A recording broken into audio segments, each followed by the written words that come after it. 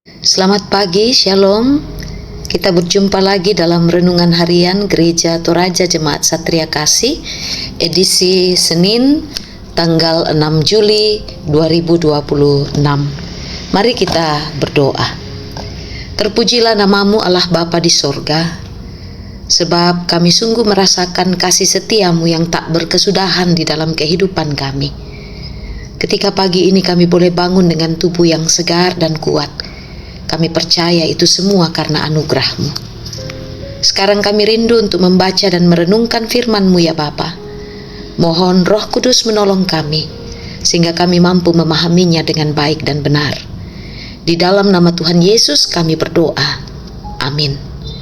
Bacaan Alkitab hari ini terdapat di dalam Kitab 2 Raja-Raja pasal 5 ayat 15 sampai 19 bagian A. Firman Tuhan.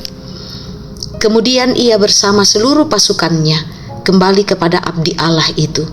Ketika sampai, ia berdiri di hadapan Elisa dan berkata, "Sekarang aku tahu bahwa di seluruh bumi tidak ada Allah kecuali di Israel. Karena itu, terimalah pemberian dari hambamu." Tetapi jawab Elisa, "Demi Tuhan yang hidup yang aku layani, aku tidak akan menerima apapun." Naaman mendesak Elisa untuk menerimanya, namun ia tetap menolak. Lalu Naaman berkata, "Jikalau demikian, biarlah diberikan kepada hambamu ini tanah sebanyak muatan sepasang bagal. Sebab hambamu ini tidak akan lagi mempersembahkan kurban bakaran atau kurban sembelihan kepada ilah lain kecuali kepada Tuhan. Kiranya Tuhan mengampuni hambamu ini dalam hal ini, apabila tuanku masuk ke kuil Rimon untuk sujud menyembah di sana, dan ia bersandar pada tanganku sehingga aku harus ikut sujud menyembah dalam kuil Rimon itu. Kiranya Tuhan mengampuni hambamu ini dalam hal itu."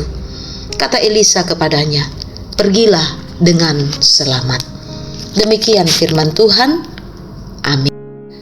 Dari bagian Alkitab yang telah kita baca, kita akan merenungkannya dalam satu tema, bersyukurlah hanya kepada Tuhan.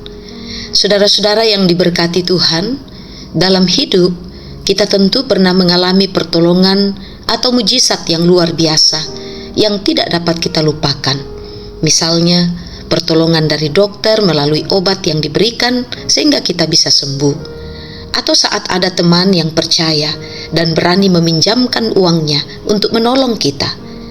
Atau bisa jadi ada kesempatan-kesempatan yang tiba-tiba datang tanpa kita duga dari seseorang yang baru kita kenal. Dalam situasi itu, apa yang kita lakukan? Tentu saja berterima kasih. Namun kadangkala rasa terima kasih itu berhenti hanya pada perantara yang menolong kita saja. Kisah Naaman dalam bacaan ini mengajarkan kita sebuah perspektif yang radikal tentang kemana ucapan syukur seharusnya bermuara. Setelah sembuh dari penyakit kustanya, Naaman kembali kepada Elisa. Rasa kagum dan terima kasihnya yang meluap-luap membuatnya mendesak Elisa untuk menerima hadiahnya.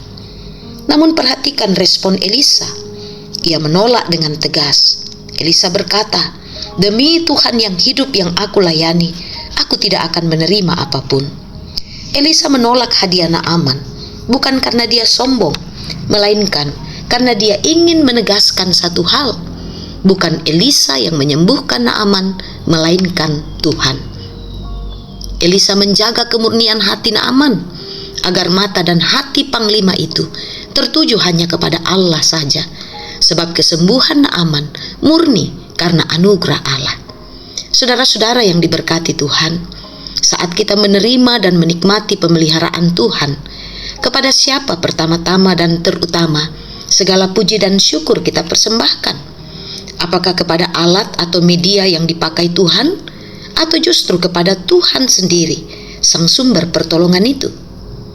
Kita perlu berterima kasih kepada sesama yang dipakai Tuhan untuk menolong kita.